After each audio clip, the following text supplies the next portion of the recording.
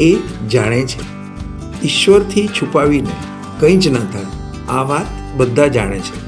છતાં ન કરવાનું ઘણું આપણે સ્વાર્થમાં કરીએ છીએ.